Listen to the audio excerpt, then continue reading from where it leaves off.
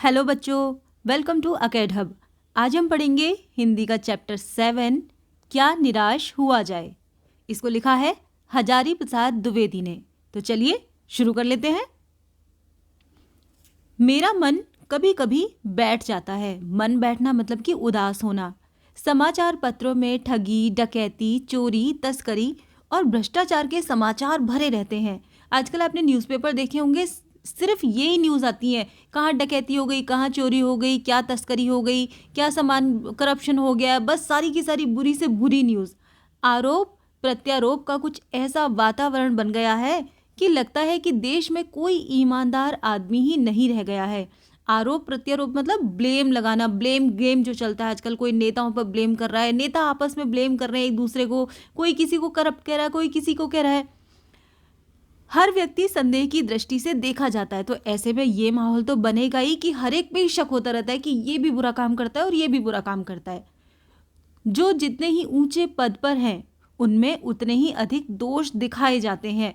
अब न्यूज़पेपर में क्या होता है ना, जो जितना ज़्यादा ऊंचा इंसान होगा, जो बड़ी पोस्ट पे होता है ना, उसको उतना ही ज़्यादा बुरे बुरे उनके वो दिखाए जाते हैं कि इसके अंदर इसने ये बुरा काम किया, इसने ये बुरा काम किया।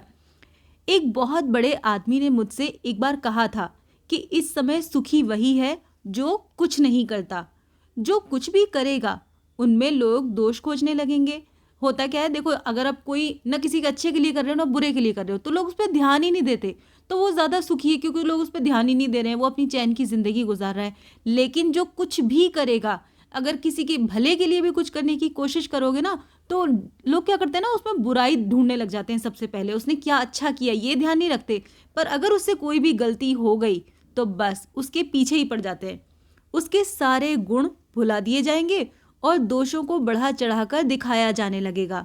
देखो, जैसा मैंने अभी कहा ना कि उसकी जो भी अगर कोई भला भी करेगा ना तो उसको नहीं देखेंगे लोग, लेकिन अगर उससे कोई गलती हो गई ना तो उसके पीछे ही पड़ जाते हैं। दोष किस में नहीं होते? अब आप बताओ कि दोष किस में नहीं होते? वो तो खैर सभी में होते हैं, है ना। यही कारण है कि हर आदमी दोषी अधिक दिख रहा है, गुणी कम या बिल्कुल नहीं। ऐसा क्यों? देखो, दोष तो सब में होते हैं थोड़े बहुत, लेकिन आजकल हो क्या रहा है कि हम सिर्फ और सिर्फ दोषों पे ही ध्यान देते हैं, किसी की कमियों पे ही ध्यान देते हैं। इसका रीज़न इसी वजह से ऐसा हो गया कि हमें ऐसा लगता है कि हर आदमी खराब है, हर इंसान खराब है। हम उसके गुणों पे कभी ध्यान ही नहीं देते। स्थिति अगर ऐसी है तो निश्चय ही ये चिंता का विषय है। अगर हम सिर्फ और सिर्फ बुरी चीज़ों पे ध्यान देंगे तो ये निश्चय ही एक चिंता का विषय है। नेक्स्ट पैराग्राफ देखते हैं। क्या यही भारतवर्ष है जिसका सपना तिलक और गांधी ने देखा था? रविन्द्रनाथ ठाकुर और मदन मोहन मालवीय का महान संस्कृति सभ्य भारतवर्ष किस अतीत के गहस्वर में डूब गया? मतलब क्या ये वही भारतवर्ष है जैसा आज़ादी के समय तिलक और गांधी ने एक सपना देखा था कि हमारा भारत होगा और सपनों का भारत होगा जहाँ सब कुछ अच्छा होगा। आर्य और द्रविड़। आर्य मतलब जैसे भारत को पहले आर्यव्रत कहा जाता था ना यहाँ के रहने वालों को। द्रविड़ जो साउथ में रहते थे। हिंदू और मुसलमान, यूरोपीय और भारतीय आदर्शों की मिलन भूमि। भारत को इन्होंने क्या कहा है? आर्य और द्रविड़, ये सब भारत में रहते थे। हिंदू, मुसलमान, यूरोपीय और भारतीय आदर्शों की मिलन भूमि मानव महासमुद्र क्या सूख ही गया है? मेरा मन कहता है ऐसा नहीं हो सकता। हमारे महान मनीषियों के सपनों का भारत है और रहेगा। मनीषी मतलब कि हमारे जो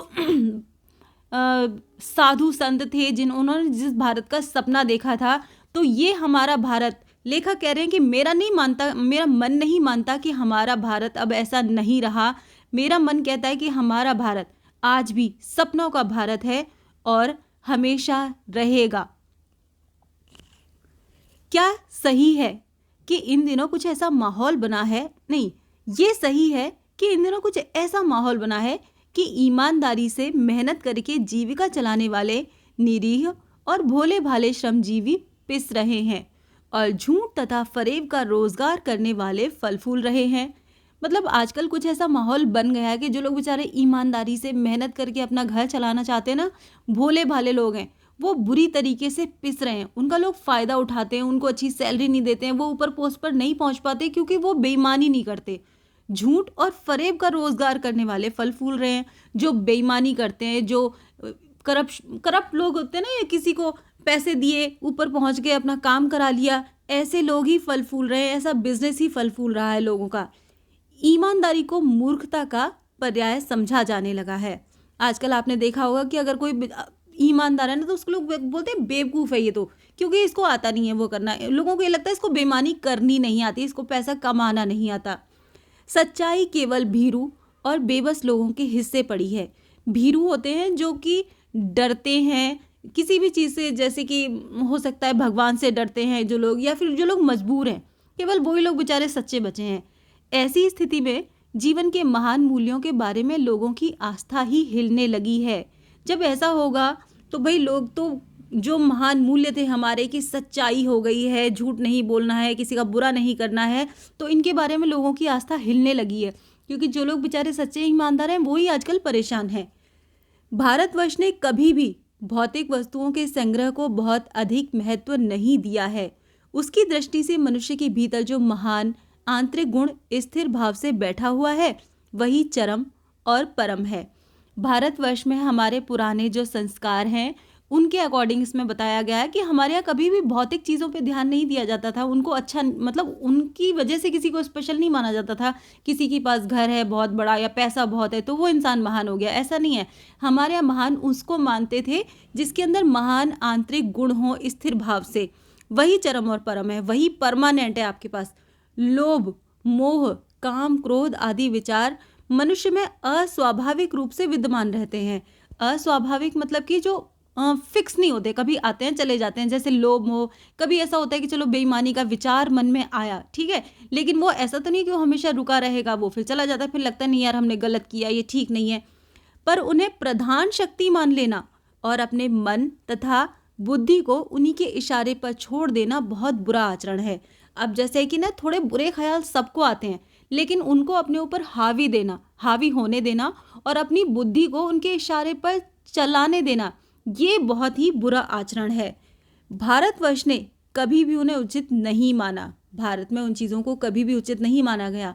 उन्हें सदा संयम के बंधन से बांध कर रखने का प्रयत्न किया गया। देखो, जैसा कि इसमें लिखा है और सब आपको पता भी होगा कि हमारे मन में जो विचार आते हैं, लोभ हो गया, मोह, गुस्सा भी हो गया, है ना, ये सारी चीज़ें क्या होती है कि ये इनको आने से हम नहीं रोक सकते, ठीक है, वो तो मन में आते ही आते हैं, लेकिन उनके ऊपर संयम करना ये हमारा काम है। उनको कंट्रोल में रखना, हमें ये पता होना चाहिए कि ये विचार सही नहीं है, तो ये आया और उसको जाने दिया। ऐसा नहीं है उसको विचार को अपने दिमाग में बिठा लिया और उसके अकॉर्डिंग हम काम कर रहे हैं, उसको सही नहीं माना जाता। परंतु भूख की उपेक्षा नहीं की जा सकती। अब जैसे उनको तो हम रोक सकते हैं विचारों को, लेकिन अगर भूख है तो हम उसकी उपेक्षा नहीं कर सकते, हम उसे नहीं रोक सकते। बीमारी के लिए दवा की उपेक्षा नहीं की जा सकती। भाई बीमार अगर कोई इंसान है तो दवा तो चाहिए ही चाहिए, हम उसकी भी उपेक्षा नहीं कर सकते। गुमराह को ठीक रास्ते पर ले जाने की उपायों की उपेक्षा भी नहीं की जा सकती। अगर कोई गलत रास्ते चला गया है तो उसको सही रास्ते पर लाने के लिए हम जो कर सकते हैं हमें वो करना ही चाहिए। हुआ ये है कि इस देश के कोटि कोटि दरिद्र जनों की हीन अवस्था को दूर करने के लिए ऐसे अनेक कायदे कानून बनाए गए हैं जो कृषि, उद्योग, वाणिज्य, शिक्षा और स्वास्थ्य की स्थिति को अधिक उन्नत और सुचारू बनाने के लक्ष्य के लिए प्रेरित हैं। इस देश में क्योंकि गरीबी बहुत है इंडिया में, ठीक है, तो उनकी हीन अवस्था, जो गरीबी को दूर करने के लिए ऐसे बहुत सारे कायदे कानून बने हैं, बहुत सारी संस्थाएं काम कर रही हैं, गवर्नमेंट लगातार उन पर काम करती रहती है। जो किसानों को, जैसे कृषि हो गई, उद्योग हो गई, बिजनेस हो गया, वाणिज्य हो गया, शिक्षा है, एजुकेशन के लिए, हेल्थ के लिए लगातार काम कर रहे हैं। लेकिन हो क्या रहा है, परंतु जिन लोगों को इन कार्यों में लगना है, जिनको ये ड्यूटीज दी जाती हैं, उनका मन सब समय पवित्र नहीं होता। प्राय वो ही लक्ष्य को भूल जाते हैं और अपनी ही सुख सुविधा की ओर ज़्यादा ध्यान देने लगते हैं। तो जिनको ये ड्यूटी दी जाती है वो क्या करते हैं कि वो भूल जाते हैं कि उनको क्या करना था। उनका लक्ष्य क्या है कि गरीबों की मदद करने का उनका लक्ष्य था, और वो करने क्या लगते हैं, वो अपने लिए काम करने लगते हैं, वो बेईमानी करते हैं और वो सारा का पैसा अपने घर में लगा लेते हैं, वो लोगों को नहीं देते। भारतवर्ष सदा कानून को धर्म के रूप में देखता आ रहा है। अब भारतवर्ष में पहले कोई भी संविधान तो नहीं था, सिर्फ धर्म था। हिंदू धर्म के अकॉर्डिंग, मतलब जो भी हमारे धर्म था ना उसके अकॉर्डिंग उसमें लिखा हुआ है कि भगवान क्या पाप है क्या पुण्य है, तो उसी के हिसाब से चीज़ें चलती थी, उसी के हिसाब से नियम बने हुए थे। आज एकाएक कानून और धर्म में अंतर कर दिया गया है। अब क्या देखो, कानून अलग बन गया, संविधान उसके अकॉर्डिंग ही हमें सज़ा मिलती है, कोई करता है तो उसके अकॉर्डिंग ही वो मिलती है, और धर्म अलग हो गया। ठीक है, धर्म अब सिर्फ मानने की चीज़, उसमें जो लिखा है उसको लोग नहीं मानते हैं। धर्म को धोखा नहीं दिया जा सकता। धर्म को धोखा मतलब हमारी अपब्रिंगिंग जैसी होती है, जैसे आपके मम्मी पापा ने बताया होगा, जैसे कि हम पढ़ते हैं, सिखाया जाता है कि बेटा ये मत करना, ये गलत है, ठीक है ना, इससे इससे पाप होता है, या फिर भगवान नाराज़ होते हैं। तो वो चीज़ क्या होता है कि वो हमारे अंदर मन में बैठ जाती है और हम उसको नहीं भुला पाते। हम कुछ भी करेंगे ना, वो चीज़ हमें हमेशा याद रहेगी। कानून को धोखा दिया जा सकता है, लेकिन कानून के साथ हमारे मन में ऐसा कुछ नहीं है। हमें ऐसा लगता है कि अगर किसी ने देख लिया है तो ही वो गलत है, अगर किसी ने नहीं देखा है तो उसमें कुछ भी गलत नहीं है। यही कारण है कि जो लोग धर्म भीरू हैं, धर्म भीरू मतलब जो धर्म से डरते हैं, जो भगवान से डरते हैं, वो कानून की त्रुटियों से लाभ उठाने में संकोच नहीं करते, क्योंकि अब धर्म से तो कानून बने नहीं है, कानून तो अलग हो गया, तो हम उन चीज़ों को अलग कर देते हैं जिनसे हमें लगता है कि भगवान नाराज़ होंगे, बट कानून में तो ऐसा कुछ है नहीं, कोई कुछ नहीं होगा, तो इसलिए उसकी त्रुटियों का लाभ उठाते हैं लोग। इस बात के पर्याप्त प्रमाण खोजे जा सकते हैं कि समाज के ऊपरी वर्ग में चाहे जो भी होता रहा हो, भीतर भीतर भारतवर्ष अभी ये अनुभव कर रहा है कि धर्म कानून से बड़ी चीज़ है। देखो, ऊपर ऊपर चाहे कुछ भी हो रहा हो, लेकिन अंदर अंदर जो लोग हैं ना, वो अभी ये सोचते हैं, ये मानते हैं इस चीज़ को कि धर्म कानून से बड़ी चीज़ है। अब भी सेवा, ईमानदारी, सच्चाई और आध्यात्मिकता के मूल्य बने हुए हैं। अब भी जो सेवा करते हैं लोगों की, जो ईमानदार होते हैं, जो सच्चाई के रास्ते पे चलते हैं, लोग उनको अच्छा मानते हैं, उन मूल्यों को मानना चाहते हैं, उस रास्ते पे चलना चाहते हैं और उसे ही अच्छा मानते हैं। वो दब अवश्य गए हैं। अब क्या है, पैसे वाले, जिसके पास पैसा है उसको अच्छा माना जाता है, तो इसलिए ऐसे लोगों को थोड़ा सा दब गए, लेकिन अभी तक नष्ट नहीं हुए हैं। ऐसा नहीं है कि वो चीज़ें समाज से बिल्कुल ख़त्म हो गई हैं। आज भी वो मनुष्य से प्रेम करता है, महिलाओं का सम्मान करता है, झूठ और चोरी को गलत समझता है, दूसरे को पीड़ा पहुंचाने को पाप समझता है। हर आदमी अपने व्यक्तिगत जीवन में इस बात का अनुभव करता है। समाचार पत्रों में जो भ्रष्टाचार के प्रति इतना आक्रोश है, वो यही साबित करता है। अभी भी ऐसा नहीं कि देखो, लोग महिलाओं का सम्मान भी करते हैं, मनुष्य मनुष्य से प्रेम करता है, झूठ और चोरी को कुछ लोग गलत भी समझते हैं, दूसरों को पीड़ा पहुंचाने को पाप समझते हैं। हर आदमी अपने व्यक्तिगत जीवन में, मतलब अपने दिल में, इस बात को सच अनुभव करता है, मानता है इन चीज़ों को। लेकिन समाचार पत्रों में जो भ्रष्टाचार के प्रति इतना आक्रोश है, वो ये साबित करता है कि हम ऐसी चीज़ों को गलत समझते हैं और समाज में उन तत्वों को प्रतिष्ठा उनकी कम करना चाहते हैं जो गलत तरीके से धन या मान संग्रह करते हैं। ठीक है, दोषों का पर्दाफाश करना बुरी बात नहीं है। पर्दाफाश मतलब अगर किसी ने कोई बुरा काम किया है तो लोगों को बताना, उसमें कोई गलत बात नहीं है। बुराई ये मालूम होती है कि किसी के आचरण के पक्ष को उद्घाटित करके उसमें रस मिला लिया जाता है और दोषोद्घाटन को एकमात्र कर्तव्य मान लिया जाता है। लेकिन इसमें बुरा क्या है, किसी के दोष बताना गलत नहीं है, लेकिन उसमें बुरा ये है कि लोग उसमें रस मिलाते हैं, मतलब उसके अंदर और भी नमक मिर्च मसाला मिला के लोगों को बताते हैं और इसी को एकमात्र कर्तव्य मान लेते हैं कि हमें सिर्फ और सिर्फ बुराई ही देखनी है। आजकल न्यूज़पेपर में यही चल रहा है, बुराई में रस लेना बुरी बात है। किसी की बुराई में तुम मज़े ले लेके सुन रहे हो ना, ये गलत है। अच्छाई में उतना ही रस लेकर उजागर न करना और भी बुरी बात है। ठीक है, अब आपने किसी की बुराई बताई, उसमें नमक मिर्च मसाला बता के लोगों को बता दिया, लेकिन दूसरी तरफ अगर कोई अच्छा काम कर रहा है और आप उसमें रस लेकर उजागर ना करना, मतलब अगर कोई अच्छा काम कर रहा है तो उसके बारे में तो आप कोई बात ही नहीं करता, कोई न्यूज़पेपर में नहीं छापता, ये उससे भी ज़्यादा बुरी बात है। सैकड़ों घटनाएं ऐसी घटती हैं जिन्हें उजागर करने से लोक चित्त में अच्छाई के प्रति अच्छी भावना जगती है। हम जैसे कोई अच्छी कहानी सुनते, जैसे महात्मा गांधी हो गए, उनकी बुक्स पढ़ते हैं तो हम थोड़ा सा ना मोटिवेट होते हैं उनके लिए कि यार उन्होंने देश के लिए किया, हम भी कर सकते हैं। सेम ऐसे ही अगर हम किसी की अच्छी बातों को सुनेंगे ना, तो हम ये मोटिवेट होंगे कि हाँ ठीक है यार, उसने अच्छा किया तो हम भी अच्छा कर सकते हैं। एक बार, अब देखो, अब वो अपने जीवन से जुड़ी एक घटना बता रहे हैं लेखक, वो सुनिए। एक बार रेलवे स्टेशन पर टिकट लेते हुए गलती से मैंने 10 के बजाय 100 रुपए का नोट दिया और मैं जल्दी जल्दी गाड़ी में आकर बैठ गया। थोड़ी देर में टिकट बाबू उन दिनों के सेकंड क्लास के डिब्बे में हर आदमी का चेहरा पहचानता हुआ उपस्थित हुआ। मैंने टिकट लिया और 10 के बजाय 100 का नोट दिया और जल्दी जल्दी से टिकट लेके गाड़ी में आके बैठ गया। थोड़ी देर बाद उसने देखा कि जो टिकट जिसने दिया था वो अब ना हर डिब्बे में एक एक बंदे को ढूंढता ढूंढता आ रहा है। उसने मुझे पहचान लिया और बड़ी विनम्रता के साथ मेरे हाथ में 90 रुपये रख दिए और बोला, ये बहुत गलती हो गई थी, आपने भी नहीं देखा और मैंने भी नहीं देखा। उसके चेहरे पर विचित्र संतोष की गरिमा थी। मैं चकित रह गया। उस आदमी को गलती से उन्होंने 100 रुपये दे दिए और चले आए। 10 रुपये की टिकट थी, लेकिन उस बंदे ने क्या किया, वो चाहता तो सारे पैसे रख सकता था अपने पास, ठीक है, लेकिन उन्होंने ऐसा नहीं किया। उन्होंने ये सोचा कि देखो ट्रेन अभी गई नहीं, उन्होंने ढूंढा जिसके पैसे थे, एक एक बंदे को ट्रेन में डब्बे में जा जाके और उसके 90 रुपये वापस कर दिए। कैसे कहूँ कि दुनिया से सच्चाई और ईमानदारी लुप्त हो गई है। जब ऐसे लोग दुनिया में हैं तो ये तो नहीं कह सकते ना कि ईमानदारी बिल्कुल ख़त्म हो गई है, ऐसे लोग भी दुनिया में हैं।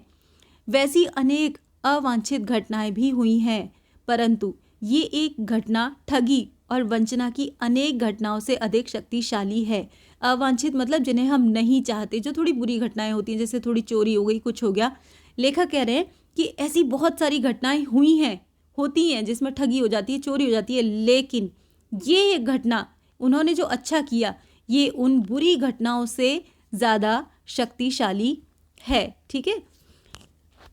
एक बार मैं बस में यात्रा कर रहा था। अब ये उनकी दूसरी घटना बता रहे हैं वो, ठीक है। एक बार मैं बस में यात्रा कर रहा था, मेरे साथ मेरी पत्नी और 3 बच्चे भी थे और बस में कुछ खराबी थी, ठीक है, रुक रुक कर चलती थी। गंतव्य से कोई 8 किलोमीटर पहले ही एक निर्जन सुनसान स्थान में बस ने जवाब दे दिया।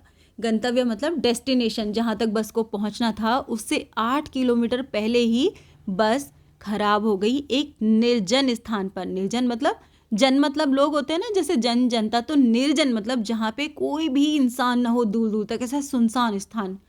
रात के कोई 10 बजे होंगे। बस में यात्री घबरा गए। अब रात थी, रात के 10 बज रहे थे, बस खराब हो गई बिल्कुल सुनसान जंगल में। कंडक्टर उतर गया और एक साइकिल लेकर चलता बना। लोगों को संदेह हो गया कि हमें धोखा दिया जा रहा है। एकदम से कंडक्टर उतरा, उसने एक बस ली और चला गया। लोगों को लगा कि भाई ये हमें धोखा दिया जा रहा है, कुछ ना कुछ इनकी प्लानिंग है, कुछ मिली भगत है। बस में बैठे लोगों ने तरह तरह की बातें शुरू कर दी। किसी ने कहा यहाँ डकैती होती है, 2 दिन पहले इसी तरह एक बस को लूटा गया था, परिवार सहित अकेला मैं ही था, बच्चे पानी पानी चिल्ला रहे थे, पानी का कहीं कोई ठिकाना न था, ऊपर से आदमियों का डर समा गया। अब बस ऐसी जगह खराब हो गई जहाँ कोई नहीं था, उनके साथ 3 बच्चे थे और फैमिली में सिर्फ वो अकेले थे। रात के 10 बज रहे थे, अंधेरा था, न खाना था न पानी था, और लोग कैसी बातें कर रहे थे कि यहाँ डकैती हो गई थी, 2 दिन पहले पूरी बस लूटी थी यहाँ पे। कुछ नौजवानों ने ड्राइवर को पकड़कर मारने पीटने का हिसाब बनाया। लोगों को क्या लगा कि इनकी प्लानिंग है, कंडक्टर चला गया, अब ड्राइवर को पीटेंगे तो ही कुछ पता चलेगा कि इसकी प्लानिंग क्या है। ड्राइवर के चेहरे पर हवाइयाँ उड़ने लगीं। हवाइयाँ मतलब बेचारा डर गया। लोगों ने उसे पकड़ लिया। वो बड़े कातर ढंग से मेरी ओर देखने लगा और बोला, हम लोग बस का कोई उपाय कर रहे हैं, बचाइए, ये लोग मारेंगे। वो लेखक से कह रहा था कि प्लीज़ मुझे बचा लो इन सब लोगों से, हम कुछ ना कुछ जुगाड़ कर रहे हैं बस का कि ये ठीक हो जाए या फिर कुछ दूसरी बस आ जाए, और लेकिन ये लोग मुझे बहुत मारेंगे। डर तो मेरे मन में था, पर ठीक है, क्या लेखक जो कह रहे हैं कि डर तो मैं भी गया था, पर उसकी कातर मुद्रा, बेचारा जो इतनी दया के उससे भाव से देख रहा था ना, देखकर मैंने यात्रियों को समझाया कि मारना ठीक नहीं है। मैंने सबको समझाया कि देखो मारते नहीं है, परंतु यात्री इतने घबरा गए कि मेरी बात सुनने को तैयार ही नहीं हुए। कहने लगे, इसकी बातों में मत आइए, धोखा दे रहा है, कंडक्टर को पहले ही डाकुओं के यहाँ भेज दिया है। उन्होंने बहुत समझाया कि इसको मत मारो, लेकिन लोग सुनने को तैयार ही नहीं थे। उन्हें क्या लग रहा था कि इसने कंडक्टर को भेज दिया है डाकुओं को बुलाने के लिए, इसलिए जानबूझ के इसने बस रोक दी है, अब डाकू आएंगे और हमें लूट लेंगे। मैं भी बहुत भयभीत था, ठीक है, ऊपर ड्राइवर को किसी तरह मारपीट से मैंने उसे बचा लिया। 1.5-2 घंटे बीत गए ऐसे ही। अब 10 बज रहे थे, 11:30 बज गए, 12 बज गए। मेरे बच्चे भोजन और पानी के लिए व्याकुल थे। छोटे छोटे बच्चे थे जो रोए जा रहे थे, ना खाना ना पानी। मेरी और पत्नी की हालत बहुत बुरी थी। लोगों ने ड्राइवर को मारा तो नहीं, पर उसे बस से उतारकर एक जगह घेर कर रखा। लोग उतर के और ड्राइवर को घेर के बैठ गए उसे बीच में। कोई भी दुर्घटना होती है तो पहले ड्राइवर को समाप्त कर देना उन्हें उचित जान पड़ा। अब उन्हें क्या लग रहा था कि अगर कोई भी बुरी घटना घटी, जैसे कि अगर डकैत आ गए, कुछ भी आ गए और ये इनकी प्लानिंग है, तो हम क्या करेंगे, सबसे पहले ड्राइवर को जान से मार देंगे। मेरे गिड़गिड़ाने का कोई विशेष असर नहीं पड़ा। मैं उनको बार बार कह रहा था, लेकिन भीड़ मेरी बात को नहीं सुन रही थी। इसी समय क्या देखता हूँ कि एक खाली बस चली आ रही है और उस पर हमारा कंडक्टर भी बैठा हुआ है।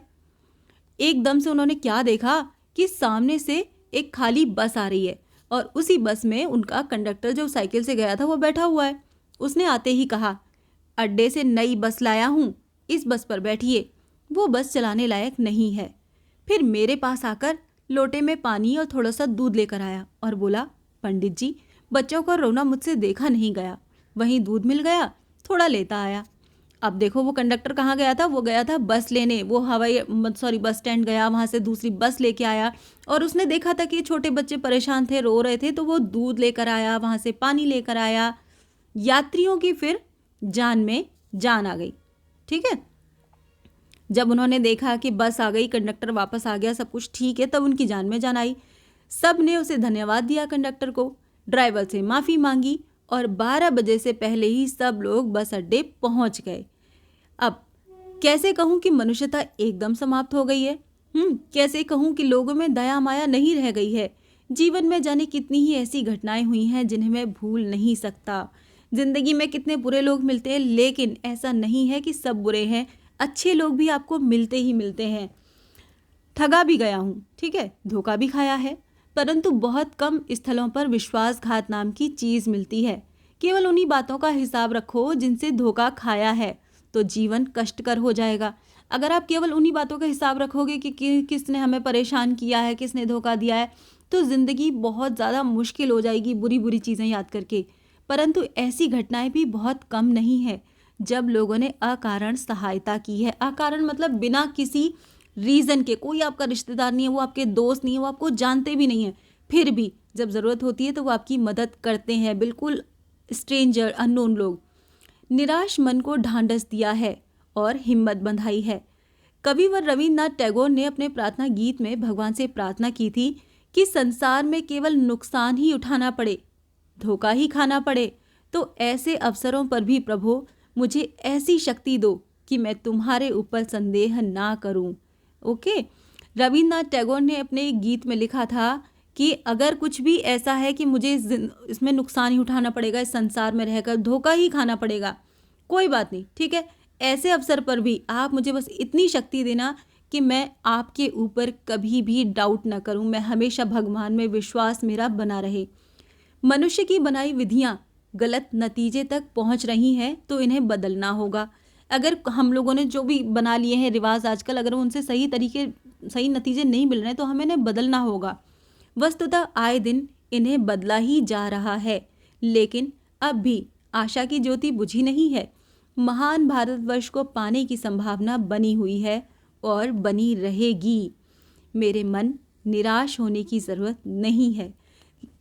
हजारी प्रसाद द्विवेदी जिन्होंने ये लिखा है कि अगर यहाँ पे बहुत चीज़ें बुरी हो रही हैं, पर ऐसा नहीं है कि सब कुछ बुरा है, अभी भी लोग अच्छे हैं, तो हम आशा कर सकते हैं कि बुरी चीज़ें ख़त्म होंगी और अच्छी चीज़ें उन पे हावी हो जाएंगी और हमारा भारतवर्ष फिर से महान होगा और उसकी संभावना अभी भी बनी हुई है। तो मेरे मन, निराश होने की ज़रूरत नहीं है। ओके, ये था आपका चैप्टर और मुझे लगता है कि अब तो पूरी तरीके से समझ आ ही गया होगा। तो अगर समझ आ गया तो बस वीडियो को लाइक करना, चैनल को सब्सक्राइब करना। बस मिलते हैं अगली वीडियो में।